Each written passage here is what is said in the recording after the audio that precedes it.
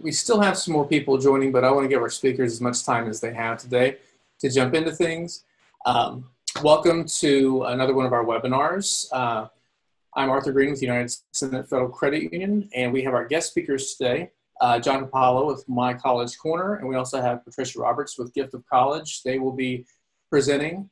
I want to let everyone know that this session is being recorded, and if you don't want to be in a recorded session, here's the time to jump off, but I want to encourage everyone to stay on. It will be recorded. We'll be sharing it later. And if there's any comments that you have during the webinar, feel free to put those in the chat. We'll be monitoring chat, and we will either ping John or Patricia with any questions you might have. So, and I also want to encourage everyone to stick around for the end.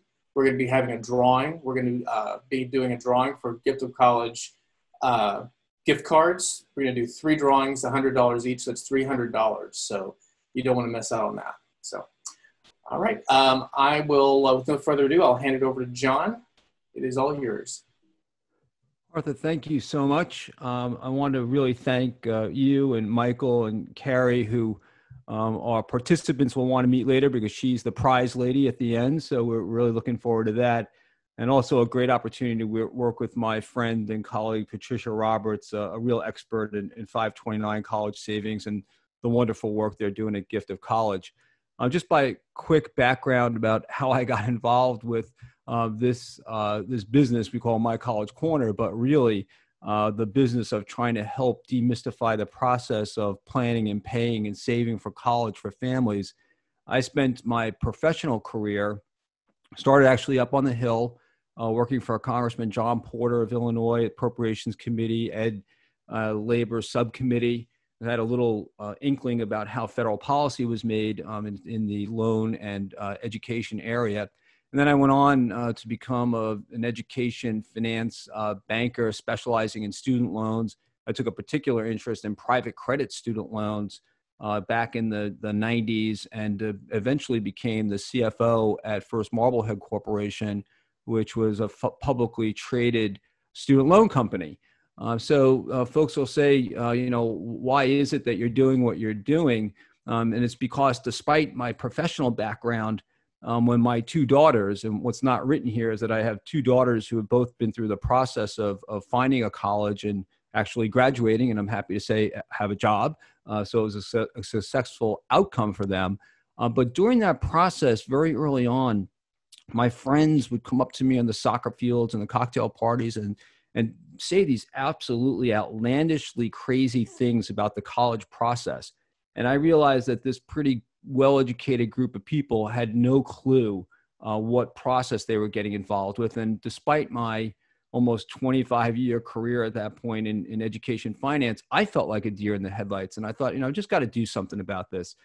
So my co-founder, Peter Mazareas, and I got together and we started Invite Education. Peter, in the early and mid-90s, helped start the 529 college savings business in the U.S. He and a small handful of others helped move that along and actually had the legislation passed. One of the things that we did to try to provide a plain English guide for parents about this whole process was write a book called Plan and Finance Your Family's College Dreams. So that's a little bit of background. But again, my mission, my passion for this really is because of the personal experience that I had. And I just want to note that one of the great things having this partnership with the United States Senate Federal Credit Union is that credit union has done a really great job, not just to talk the talk, but to walk the walk, and really goes out of its way to make sure that members have opportunities to attend these different webinars and seminars. They go out of the way, and I'm really just so thrilled that you all care so much about financial education and financial wellness for your members that you do these kinds of events. And again, I think it's extraordinarily, but actions speak louder than words. And not only are we going to have this chance to talk about saving for college today, at the end of this, the bank, the credit union is putting up a bank account basically for 3 lucky winners who will get these Gift of College cards and have this opportunity to jumpstart a college savings program today. or add to an existing program. So I'm just thrilled to have an opportunity to be here. These events are terrific. I wanted to start with just a brief word about where savings fits into the whole concept of paying for college. Also then want to talk about the options to save, and you're going to see we're going to get the funnel is going to get really narrow fast. We'll talk about the nuts and bolts of 529 savings plans, which have become the predominant savings vehicle for college in the United States. And then also we'll talk about this great opportunity for crowdfunding college education, and Gift of College is a leader in that area. And then at the end, as I said, Carrie will come on and announce the winners. So that's the overview of what we're going to do this afternoon. We'll get right into it. The context of how to pay for college, I think, is extraordinarily important. When Peter and I started Invite Education, it became very apparent to me that up to that point, and unfortunately sometimes it persists today, parents of children, sometimes young, sometimes in middle school, sometimes in high school, when they think about how they're going to actually write the check or pay for the college experience they want their child to have, they think of it in silos. And they thought, well, I'm either going to win the financial aid lottery because I hope that for whatever reason we'll get all this great financial aid, or my son will be a great quarterback and get a full ride to play football somewhere. My daughter is just absolutely talented field hockey player, so she'll go and do something. But they really thought that winning the financial aid game was going to be the way to finance college. Others thought, well, unfortunately, my child's not in one of those situations, not particularly extraordinarily doing anything. So I'll just borrow everything I need and we'll see what happens. We happen to have some means, so we'll see if we can do that. And then others thought, well, I'd like to be able to save for that education. And what we like to talk to parents about is the idea that each one of those could be an important component of how you actually pay at the end of the day.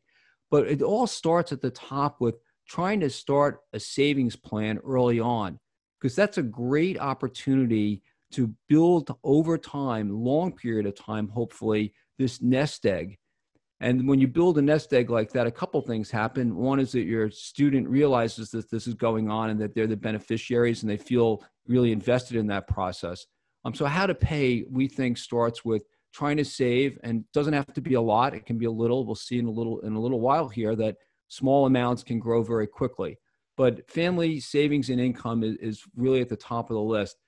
Scholarships and other free money, same thing, no real strings attached for most of those programs. And I think of that in a lot of ways. It's like a savings in that you've now earned some money, you won some money.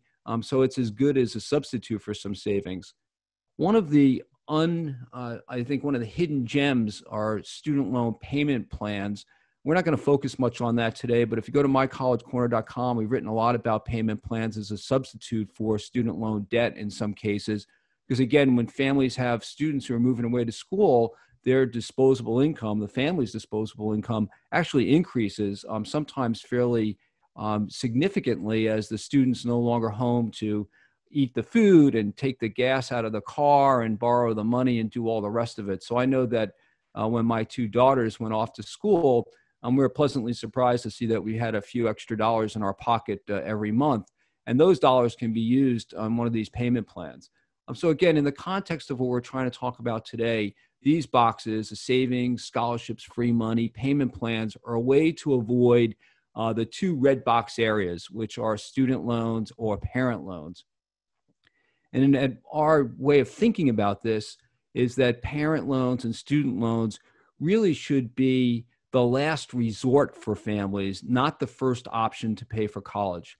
So I just want to spend a little bit of time here to make sure that everyone thinking about savings also realize that it's sometimes discouraging to think that with college costs escalating, exponentially compared to other consumer purchases that you're going to make, that, well, no matter what I put away, it's not going to be enough. And the point here is that whatever you put away is better than not saving. And whatever you put away will actually make a difference when it comes down to time to plan and pay for college. There are some other options out there where we hear this in the media a lot about other ways to pay for college. One of those is retirement savings. This is really, I think, a terrible idea, quite honestly. when we talk about different pots of money that we have that are available to us to pay for college. I was on a panel one time, and the other panelist said it best and said, if you have a pot of money for college, that's the savings for college. If you have money for your retirement, that's really for your retirement. And rating your retirement savings to try to put a student through school could leave you in a really tough situation in your retirement years if that money doesn't come back. In our book, Plan and Finance Your Family's College Dreams, Peter and I wrote that matching students' college and dreams and trying to get that together, we called it the daily double of parental fragility. And the reason for that is that we're talking about sending our kids to college. It's the two really fundamental things that concern us, lots of us, for most of our lives. And that is, it's our money and it's our kids. And when you put that together, the emotional impact of that sometimes pushes parents to say, well, maybe things didn't go quite right the way I wanted while the student was growing up. So I'm just going to take this one last step, and we're going to take some money out of our retirement savings with the hope that they're going to be successful in college. And we just don't think that that's really a great use of that particular pot of money. Great use of the college savings money, but retirement savings, I think, is really difficult. The other one that I do want to put up is some folks say, well, at the end of the day, this is great. I can put it on my credit card. And I can tell you, unless you're going to play the sort of frequent flyer mile cash back game, which, by the way, can be very successful, but if you're actually thinking of putting it on and then paying the interest, which could be 15, 20, 23%, it's really not a good strategy. So for those folks, again, who may have the means to put some college tuition on a credit card with the goal of making that payment just so they can get the cash back or they can take advantage of one of the rewards programs, that might work well. But I think what the title of this slide says it right. You really need to be careful with these options. So we don't like to think much about those. What we do want to say, again, is that finding the free money using scholarship search engines like the one that we have at mycollegecorner.com is a great way to add to your savings. So the question then becomes what I said earlier. Well, why save? And we trademarked a phrase that we like to repeat whenever we can. And I hope that everyone who's listening will think about this a little bit. And our phrase is, saving $1 today is better than borrowing one tomorrow. Again, saving $1 today is better than borrowing one tomorrow. And it's literally $1. So I get questions all the time. I say, well, my son is just newborn, and so I have time. And I say, yeah, you do have time, but I'm going to tell you one thing that every parent universally will echo. And that is, one day you feel like you're changing diapers, and the next day you're on the soccer field, and the next day they're leaving for college. And, the days that may be long, but the years are really short when children are growing. And to put this off, saving for college, until tomorrow, tomorrow becomes next week, becomes next month, becomes next year. And then all of a sudden you're on the bottom part of this. Is it too late? And my answer to those who did miss those first 10 or 15 years, or how many years they may have missed, is that I'll tell them it's not too late. Saving today is really important. And we'll show why in a moment. And then how to start, it's really pretty simple. You just really need to open an account. And then the question of when to start, it's what we said before today. And that's why I think having this gift of college gift card drawing toward the end is just so wonderful, because 3 folks are going to have an opportunity to start today. And it's really terrific to know that.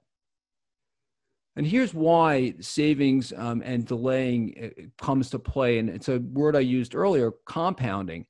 So through the power of compounding, if I have an initial deposit when my child's 1 year old and I'm able to contribute $100 a month and I get a 4% interest rate, by the time that child's 18, I'll have $31,000 socked away for their college education.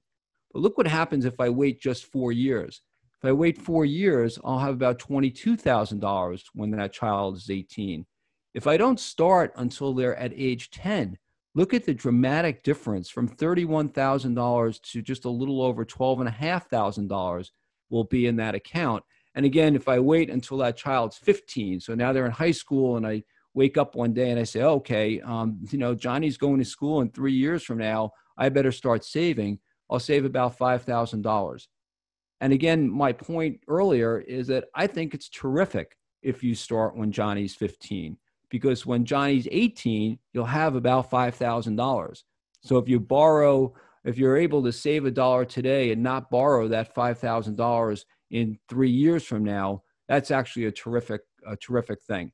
The last comment I want to make on when to start and why start now, and even if your child's a senior in high school, do you wish you had had those prior 18 years? Sure, but you have 1 year, and the reality is you might have more than 1 year, right? The student's going to be in school for at least 4 years. We know that nationally, about 60% of students actually graduate in 6 years. So you don't have 1 year. You may have 2 or 3 years to use that disposable income that we talked about earlier as a way to leverage yourself into a really terrific savings for a student by the time they're graduating from college. So that's the cost of delaying savings. Carrie, I take it at this point there aren't any questions. Again, if you have any questions, please put them in the chat, and Carrie will come on and we can talk about them as we go along. None right now. Terrific. So here are the options to save. The first option that I like to talk about is obviously a credit union savings accounts. No doubt that the U.S. Senate Federal Credit Union would love to have you as a savings customer, and they'll provide you great opportunities with your traditional savings or a money market or certificates of deposits. Obviously, other financial institutions offer the same, but the credit union is a great place to save some money for college. Brokerage accounts, some may have those at some of the larger financial institutions where you can go and invest in stocks and bonds and do all of that kind of investing yourself. The third is U.S. savings bonds, particularly the double E savings bonds are particularly good. And you're able to actually access an education tax exclusion, so you don't have to pay federal tax on those U.S. savings bonds. Now, one point about the brokerage accounts and some of the credit union and other savings accounts is that those are taxable accounts. So you'll be paying taxes as those accounts grow or collect interest over a period of time. So these three credit union savings accounts, the brokerage accounts, U.S. savings bonds, terrific opportunities for saving. I did want to put a note in here about the Roth IRAs. I talked a little bit earlier about why I'm not a particular fan of using retirement savings for college education. But a lot of folks will come up to me at events like this and say, well, wait, I have a Roth IRA and, I can take that out without paying the 10% penalty as long as I use it for qualified education expenses. And I say, yes, that's all right. But again, I think that if you had that money in a dedicated college savings plan, and we'll talk in a minute about some of those, it will be a better use of that savings vehicle. So that's one. 529 plans, we're going to spend quite a bit of time in the next coming moments talking about the attributes of 529 plans. And then the last piece is just the Coverdell education savings accounts, which were passed by the Congress to try to get people across the country. And I was going to say consumers, and I think consumers is the right word, but many times we don't think of ourselves as consumers of education. But this is one way that a consumer of education can save in a Coverdell education savings account.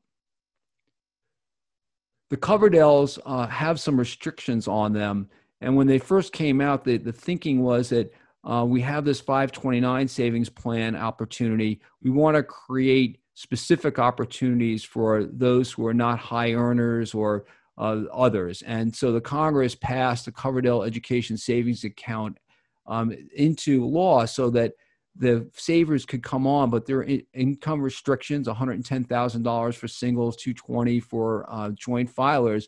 But there are also limits on the amount that can be contributed for each beneficiary, and it's $2,000 per beneficiary per year. And then also you need to stop making those contributions when the child turns 18, and all of the distributions have to be made by age 30.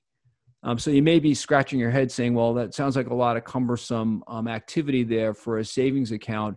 One of the reasons why this was really terrific when it was passed is that it allowed for savers to save for K-12 expenses, not just college expenses. So there was a place in the saving spectrum for these accounts. The 529 plans, when they were first introduced, they were not permitted investments for use for K through 12. And we're going to talk about this in a minute. That changed. But again, the two primary vehicles, Coverdell education savings accounts, you can open them at any bank, credit unions, other places. The 529 plans became a little bit more proactive and a little bit more manageable for families as time went on. And we'll talk about that. There are two types of 529 plans. One is a savings plan, and the other is a prepaid plan. And I want to take a moment just to differentiate the prepaid plans. We're going to spend some time, a considerable amount of time, actually talking about the savings vehicles. But the prepaid tuition plans are specific, and they are really prepaid tuition plans. So as the name implies, it's really to use for tuition only. And the way the contracts are written, it's the tagline, frankly, is tomorrow's tuition at today's prices. So there are 10 states across the country that have prepaid plans. Virginia happens to be one of them for those of you who live in the Commonwealth. And you're able to go on and purchase parts of tuition that will be then available to you in the 18-year period or 15-year period in the future when your student is ready to start. The great thing about the prepaid programs, again, is that you're basically understanding that the cost of that school today is the cost that you're locking in tomorrow. And so there's some that can be very attractive. The downside of the prepaid plans, some think that it somehow allows you to have guaranteed admission to a college that is participating in this program. That is not the case. Also, the number of colleges that participate is sometimes limited, sometimes just state schools, sometimes some of the private colleges. There's a private college prepaid plan that's out there. So again, there's a little more complexity around these prepaid programs, and they are really just focused on tuition. So we're not going to spend a lot of time on that today, but I did want to differentiate in our book and other places you can find information about prepaid plans if that would be attractive to you. Some families that I talk to love this idea. They want their student to go to a state school or one of the schools that's participating. They say, you know, I'd like to lock in that cost today because I know that tuition inflation has just been through the roof. So if I can lock in that cost today, I'll do that. And maybe if I have a few extra dollars, I'll also have a savings plan. So again, excellent plans. It's just knowing which plan works best for your family is the best advice that we can offer. Let's go into the 529 savings nuts and bolts then. There are some complexity in the program, and I think understanding some of the key terms early on becomes extremely important. One of the most important key terms is qualified education expense, QEEs, as they talk about it. And the qualified education expense is that expense for college, the cost of college, that is eligible for withdrawal under the programs, the 529 programs themselves. And these qualified education expenses are what you'd imagine. It's for tuition, room, board, fees, for some transportation costs in some limited cases. But for the most part, these are the allowable expenses for the withdrawal out of that account. And the most important tax advantage that we have in the 529 savings world is that the money that goes into those accounts accumulates and earns interest, or it adds over time without any taxes being paid on that particular account. So it's a really important key attribute of the 529 programs. You put the money in, you allow it to accumulate over time, it earns interest. If you're invested in a stock portfolio or other, you may have some nice increases in that account size over time. And once that child gets to college and that first bill arrives and you need to write the check out of that 529 account, that money comes out without any tax being paid on it. So it's a huge advantage, and the QEE is really important. The qualified education expense is really important because that's the expense that can be paid by that particular account. The other two very important points here are the beneficiaries. And the beneficiary here is really no magic. It's what you think. It's the person who's benefiting from the 529 account. So it's the student. In my case, I had one for my daughter, Emily, and my other daughter, Allison. They each had an account. And in both of those cases, I was the account owner. So I set this up. I funded it. Every month or so, I'd make those contributions. The nice thing about the 529 programs, another important benefit, is that as the account owner, that's not part of my estate. So if on the unfortunate circumstance where an account owner passes before the child has been able to use that account, that is not caught up in an estate. So that is segregated money apart from that state. Once it's put there, we know that beneficiary will have the opportunity to have access to that money. So again, the key terms here: qualified education expense, who the beneficiary is, the student, who the account owner is, the one who opens the account, becomes really important. And it's really important because those are the beneficiaries of those tax benefits. So as the account owner, I'm not paying any tax on that accumulated asset over its life. And the beneficiary and I are not paying any tax on that withdrawal as long as it's made for qualified education expense. So in 1996, when the Congress set up this program for 529 savings, they really put a premium on trying to make these accounts advantageous to both the account owner and to the beneficiaries. And the tax breaks are really important. What can they be used for, the 529s? They can be used for qualified education expenses for now kindergarten through 12. This is a fairly recent change, one of the important changes. The other very important change is the third on the list here. Now it's not only that you can use this money for a secondary school or a post-secondary college, but also for apprenticeship programs. So one of the questions earlier would be, well, what happens if my son or daughter doesn't go to college? Now the answer is, if they don't go to college and they go to an apprenticeship program, you can use the money for an apprenticeship program. And most recently, the Congress said we're going to permit up to $10,000 of these 529 programs to be used also for the payment of student loans. So this is really a significant movement to try to make these programs more viable for families. And that last piece, that $10,000 for student loans, is, I think, one of the keys to why it is that contributing to a 529 while a student is late in high school or even if they're beginning in college, because that money then can be used, at least $10,000 of it, to pay down some of those student loans after a student graduates. I want to go back and answer fully the question that I started this piece with, and that is, well, what happens if Sally doesn't go to college? She decides that it's just not for her. And the answer to that is that the Congress wanted to make these as flexible as possible. So they did a few things. They said, one, if Sally doesn't go to college, you can basically change this beneficiary to another family member. I could put it back to myself as a parent. I could provide it to my wife. She could be the beneficiary. I could give Sally's money in that 529 to another sibling. There's a whole list of about 8 or 9 different folks. So we're talking about benefits that can be transferred through the family. The second really important point here is that you're not in a place where there's a time limit on when these funds can be used. So if Sally doesn't go to school right when she gets out of high school and she decides 2 or 3 years later that she wants to go back to school, or she's 30 or whatever it might be, she can go back and use those funds out of her 529 account. And if she decides at that point in her life, this is really great and I want to go on to graduate school, well, you can go on and also use those funds for graduate school. So again, the funds can be used for now many purposes, paying for K through 12, for college, apprenticeship programs, and even now student loans. John, can I interject with a couple questions? Please.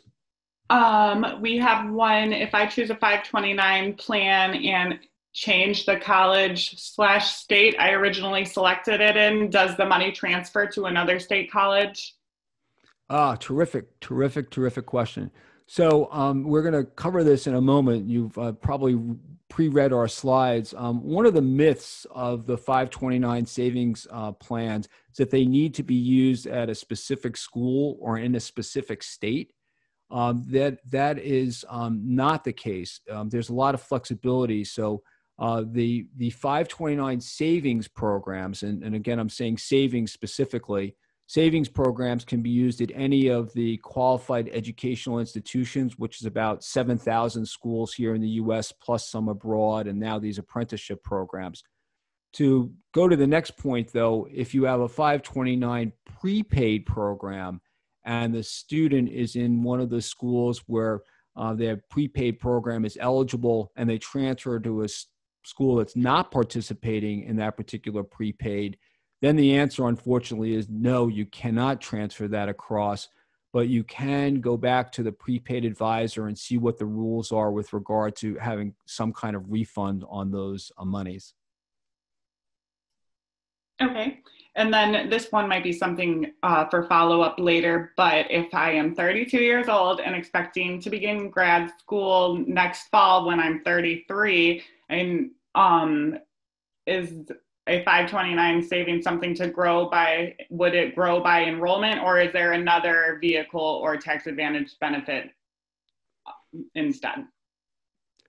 I'm not understanding the, can you repeat the last part of that, Carrie, was said about the benefit? Or is there just, do you recommend another savings vehicle? If it's only a year, would a 529 plan grow?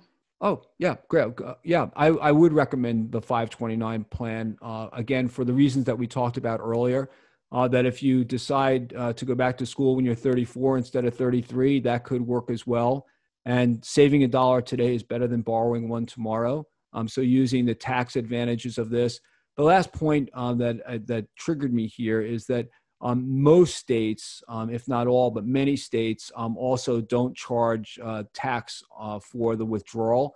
And many states also have a state tax deduction or some other benefit that you'll credit that you might get when you make that contribution. So there are lots of upsides, and I think the 529 plan could work well in that scenario also. Any others, Carrie? That was it for now. Great. So the upsides of the 529 savings programs, again, no taxes during the investment period, no taxes upon withdrawal for the QEEs, no income restrictions. I didn't mention this, but there are also high contribution limits. And so what that means is the programs say that as an account owner, I can make a contribution for a particular beneficiary up to some maximum amount. Oftentimes, this is hundreds of thousands of dollars, maybe $300,000 or $400,000, something like that.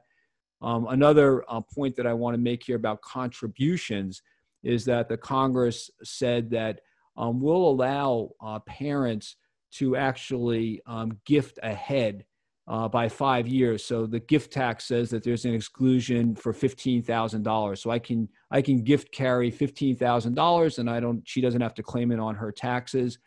Same thing here, where I can gift in $15,000 to my daughter's 529 account. But what I can say is I'm going to put $75,000 in there, 15 times 5, to actually accelerate that gifting exclusion. So for high net worth families that may be looking to really supercharge a 529 account, doing that accelerated gifting is a great opportunity. Also, ability to switch beneficiaries, which I mentioned earlier. And then again, this 5-year accelerated gifting. And the last piece is that as an account holder, not only is it excluded from my estate, I'm also protected, or that account is protected in case something goes wrong for me personally, financially, and that would be then protected from bankruptcy proceeding as well.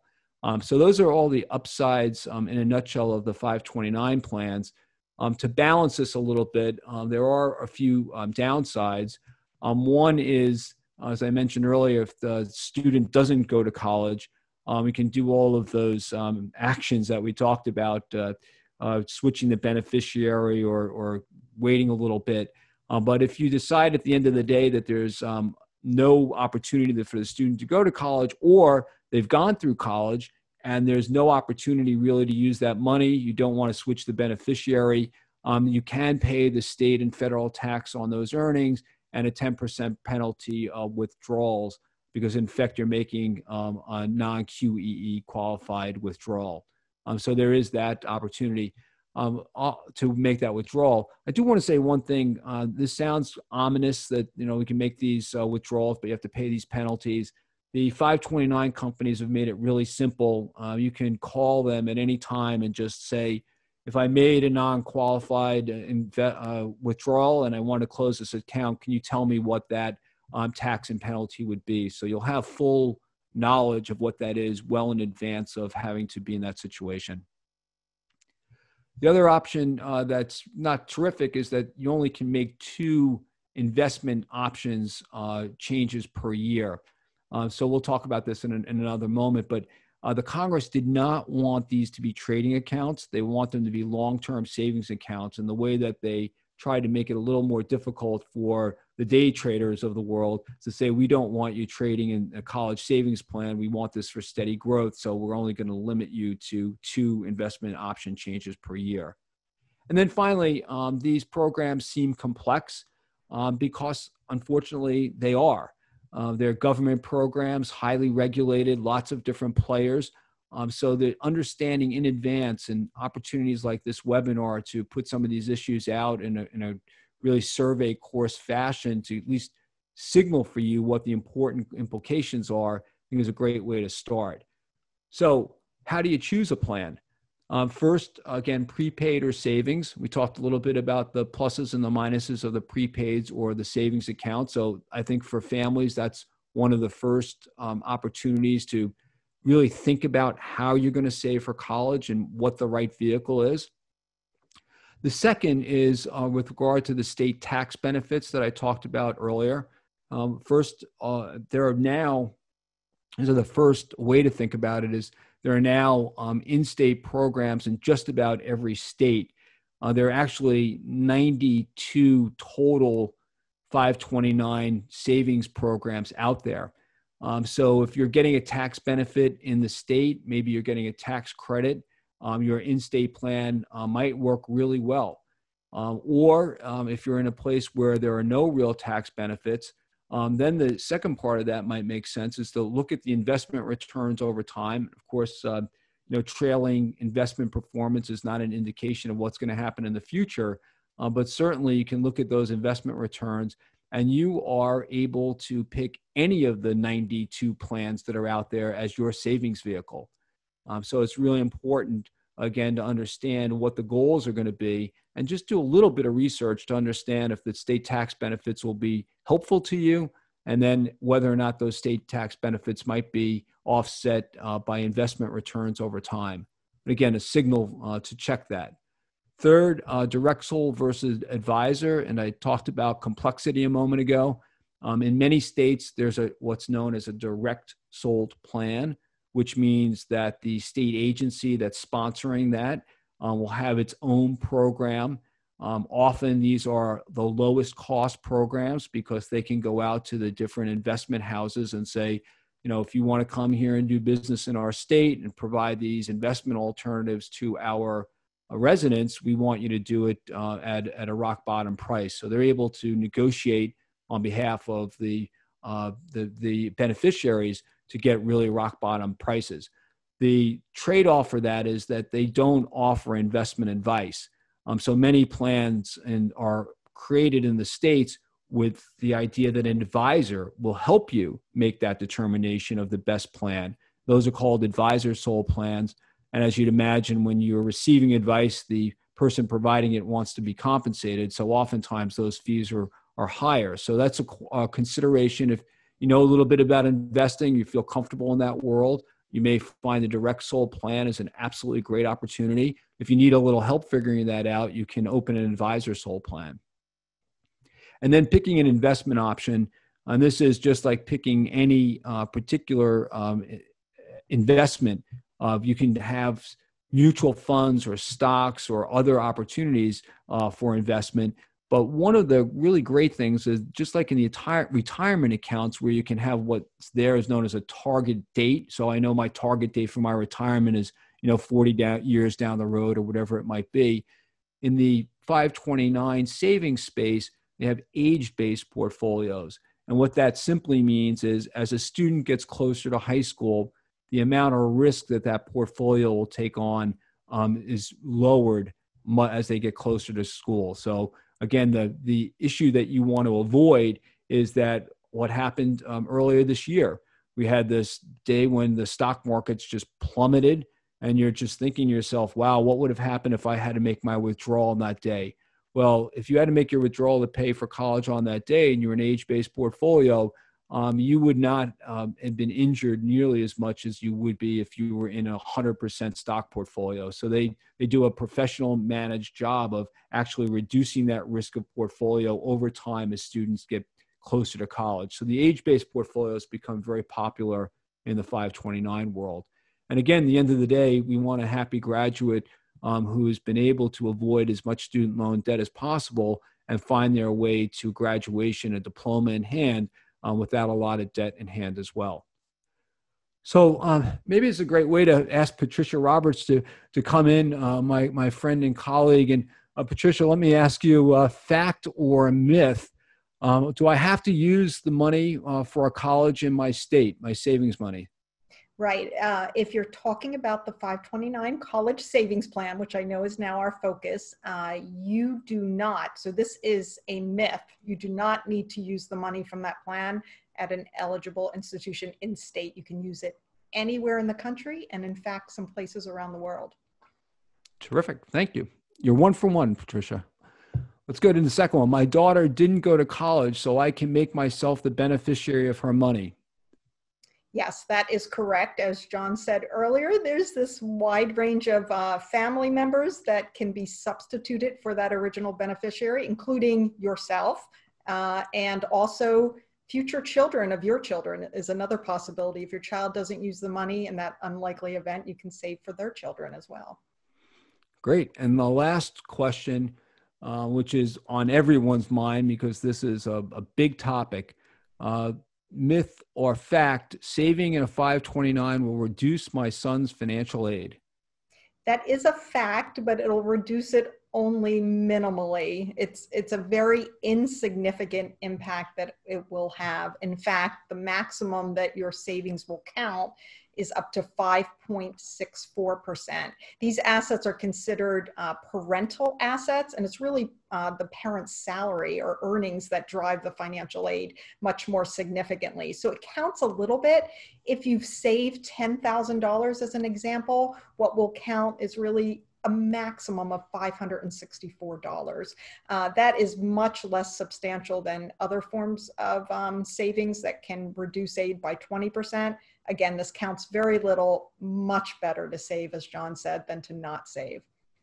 You know, the way I think about it, again, going on the whole concept that saving $1 today is better than borrowing one tomorrow. So if I save $10,000 and my financial aid award for my student is reduced by $564, which is the 5.64%, that means that I don't have to borrow $9,436 to make that up. So, you know, I can win the financial aid game if I had no savings and say, okay, I've gotten $564 more in financial aid. But the other side of that coin is then how are you going to make up that other $9,436? And all too often that's made up with student loans or parental loans. So it is true that in fact, you will get a little bit less financial aid, but when you think about it in the biggest picture, saving that dollar today really is better than borrowing it tomorrow. So Patricia, thank you for that. I know you'll be back in a moment when we go through this, which is how do families increase savings for college? On each one of the 529 plans, you can go online. They have gifting platforms right there. We talked about credit cards earlier. One of the great things about the credit card rebate programs, particularly the cashback programs or some of the programs with credit cards that are directly tied to 529 programs, that you can use those rebates and have them go toward a 529 program. And then the last piece that I wanted to mention is a way for introducing Patricia and the great work that she's doing at Gift of College is this whole evolution of the crowdfunding movement. Formerly it was aunts and uncles giving gifts sort of in a disorganized or ad hoc manner, maybe, with a pair of socks and $20 or something. But now there's this whole opportunity to basically bring the village into the student's life and crowdfund and help to increase their college savings through all kinds of different programs, including the one run by Gift of College. So Patricia, it's all yours. Well, thank you. And thank you for having me today. Hello, everyone. Good afternoon. I am Patricia Roberts. I'm Chief Operating Officer of a firm called Gift of College. I have worked with 529 college savings plans for over 20 years. And in fact, I was expecting my son when I was launching among the earliest of plans in 1999. My son is now a college senior, and he will be graduating debt-free in 2021, thanks largely to my knowledge of these plans and my diligence in saving a little bit at a time from my paycheck upon return from maternity leave. So all those years I saved a little bit at a time, and that those savings added up. And I can't tell you how good it feels to have done this, because I'm someone who had a tremendous amount of educational debt myself, as did my husband when we first had our son. So we wanted a better outcome for him, and we achieved it by taking a little bit at a time out of our paycheck. So I'm very passionate about these products. I know they've worked for our purposes, and I believe they have worked for many other families around the countries as well. John, do you want to advance the slide? I wanted to tell you a little bit about Gift of College. First of all, most of the 529 college savings plans have their own gifting tools that you can utilize. When you sign up for an account, you have the ability to sign up to use one of their gifting tools, whereby you can invite others to contribute to your account. We are a third-party platform similar to what those particular plans do, but our platform works for all plans, and it's a crowdfunding for college site. So what happens is individuals, typically parents, sign up for a free profile, and they link their or their child's 529 account. As John had said, it's always the adult who is the account owner, but it's for the benefit of the child. But they'll sign up for a profile, they'll link their 529 account. Our platform works for student loan accounts as well. And then they'll share their profile link with friends and family on social media or within party invitations or around the holidays. And they give individuals who are part of their lives the opportunity to contribute directly to that 529 plan that's been linked to the profile, or to purchase through our platform gift cards, physical gift cards or e-gift cards.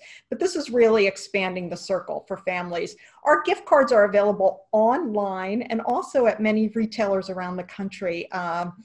Target, Walmart.com. So Target, they're in-store, Walmart.com online, and in many other retailers as well.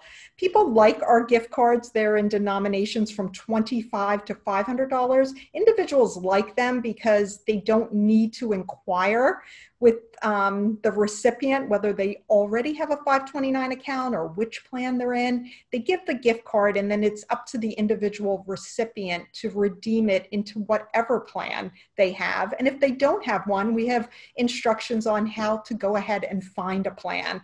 So we often hear from people that they were given the gift card at a baby shower, for instance, and as a result, they set up their 529 account. John mentioned the complexity with these plans. A lot of times people don't get started, particularly if you're busy as a new parent. I remember those days like they were yesterday. It's hard to get started, but if somebody gives you something of value and there's really nothing else you can do with it other than deposit it into an account that you established, a lot of people do get started that way. I wanted to mention, John had shown on an earlier slide just how much money can add up due to the value of compounding, even if you start late. But in his example of starting around age 1, I think you accumulate over $30,000, age 5, over $22,000 on your own.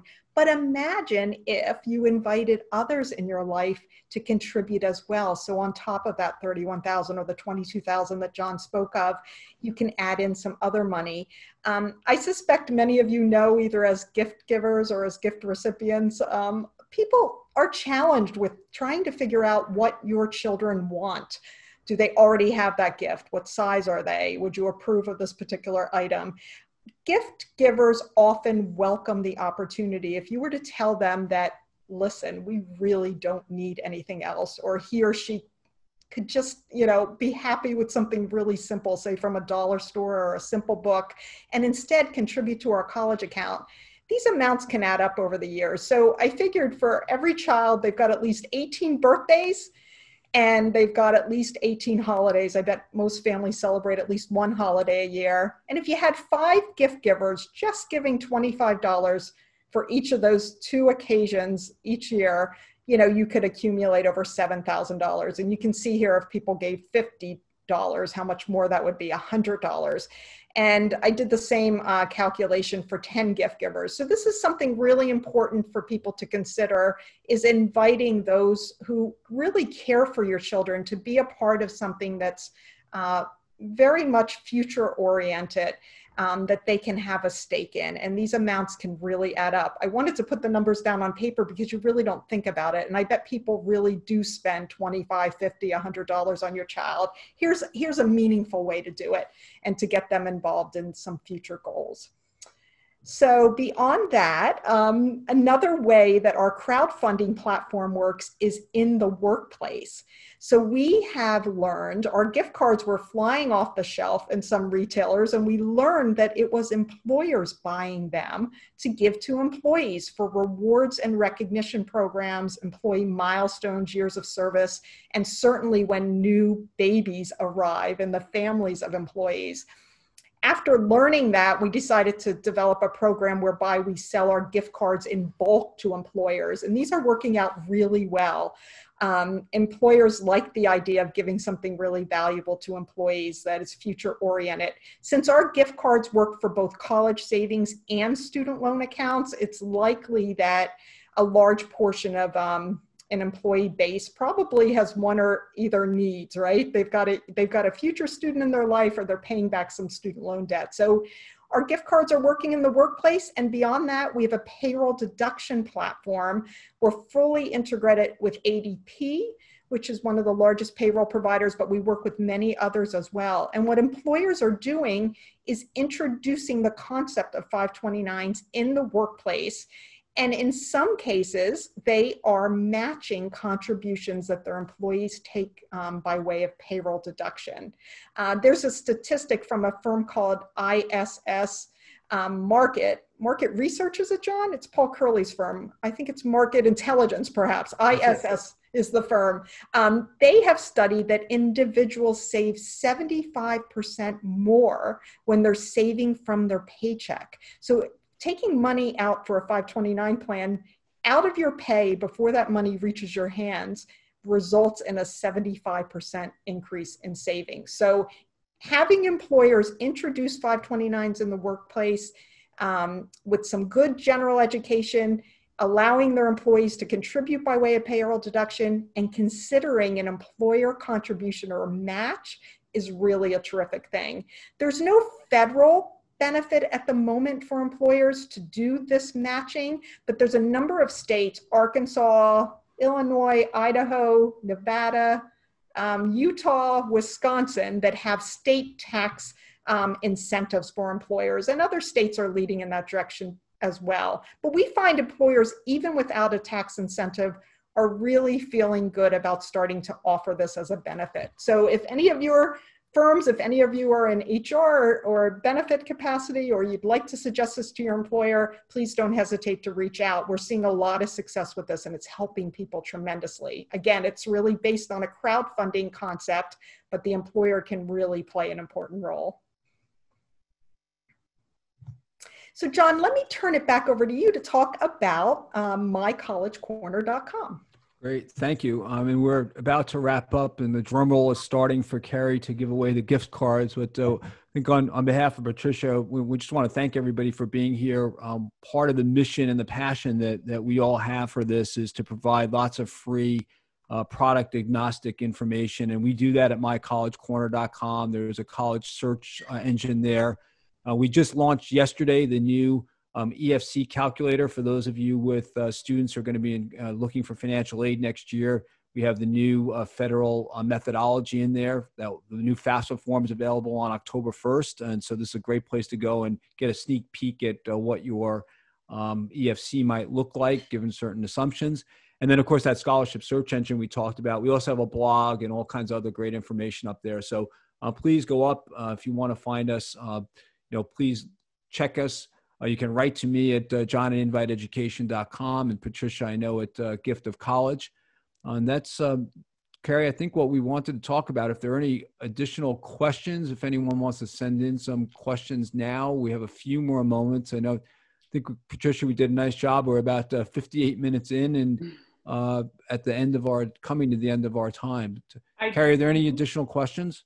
Yes, I have a question. What do you think of projections that a private four-year college education could cost anywhere between $500,000 to $800,000 in 20 years?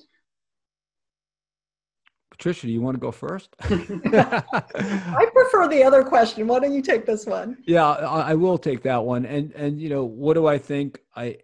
Could it be possible? I mean, when I was back in the dark ages at Boston University and the price tag was $12,000, no one would think it would be $70,000, so some years later. In 20 years, I think it's unlikely that could happen. But again, who's to know? We have this, the rule of 70 is one of my favorite. It's actually like the rule of 69.3 or whatever it is, but I'm not good at math, so I like to use 70. And cost double or your savings doubles, if you want to look on the bright side of it, your savings doubles when the number of years time the interest rate equals 70. So and if the college costs increase by 7%, it will take 10 years for them to double. So if they doubled from today, that would get us from, call it, 70 to 140. And if they doubled again after that, that'd get us to 280 in 20 years. So I think the idea that it could be at 500 in 20 years is hopefully way out there. But again, I don't have a crystal ball about where inflation's going, or for that matter, where college inflation's going. But hopefully we're not anywhere close to that. All right. I got one more. My parents are going to open a 529 for my daughter. Would it make the most sense for my wife and I to contribute to that account or to open our own? I'll take that question. That's a great question. First of all, such generous parents you have. That's wonderful. For the record, there can be multiple accounts open for the same beneficiary, so it's no problem that a variety of people are saving for your daughter. I would say to open your own account. I think it's important that you have an account that you can control and an account that you can switch to another beneficiary or pull back for yourself if you ever needed it. But I would definitely say, let them open theirs and you'll have yours as well. There are some implications on grandparent-owned accounts when it comes time to take disbursements from them. It's ideal that the grandparent switches the ownership of that account to the custodial parent at that time. We can explain more about that in another call, but it's certainly fine to have multiple accounts. It's great that they're going to do it. Open one for yourself and save separately. John, would you add to that anything? No, that's spot on. It's the only little peek into the nasty part of what you were talking about, Patricia, is that if parents currently have 529 accounts and they want to make a distribution to their grandchild who's in college, it's better to wait until after sophomore year to do that for the tricky way the financial aid formulas are written. If it's dispersed too early, and you should check on this with your 529 provider, it could actually have a negative effect on the financial aid, because the dirt of it is that for financial aid calculation purposes, that distribution is considered to be income to the student, and their income can be considered to be contributed up to 50% of whatever that gift is. So as Patricia said, there's a lot of detail there. We can't get into too much of it, but grandparent-owned accounts are terrific. Just need to be a little careful about when that distribution is made. Right. And for parent-owned accounts, none of what John just said is a concern. The parents take the money out. It has no impact. It's when it's held by a third party like a grandparent, but there are ways around it, using it later in the child's education. So there won't be subsequent years for financial aid or transferring ownership to the custodial parent. All right. That seems to be all the questions. So now I will announce a couple winners for the $100 gift of college card. I took all the attendees' names and put them into a randomizing tool, and I came up with Aaron Pierce, Paul DeSalvo, and Lori Matson. And so I have your email from when you registered, so I will go ahead and email you three the details of your gift card and instructions on redeeming it, and Patricia's info just in case you have any problems. And then also, I want to turn my camera on for this, but I have 5 copies of John's book left over. And so if anyone wants to hit enter in the chat box, if there's more than 5, I'll randomly draw 5 winners and contact you and get these mailed to you if you want. It's a really good book. So go ahead and hit enter in the chat box if you want one. That was a spur of the moment thing. I was really nervous, but I just want to thank everybody for coming on behalf of the speakers and the credit union. I know financial literacy is really important to us, and so we just get such a kick out of hosting these and hope that everyone finds it valuable. All right.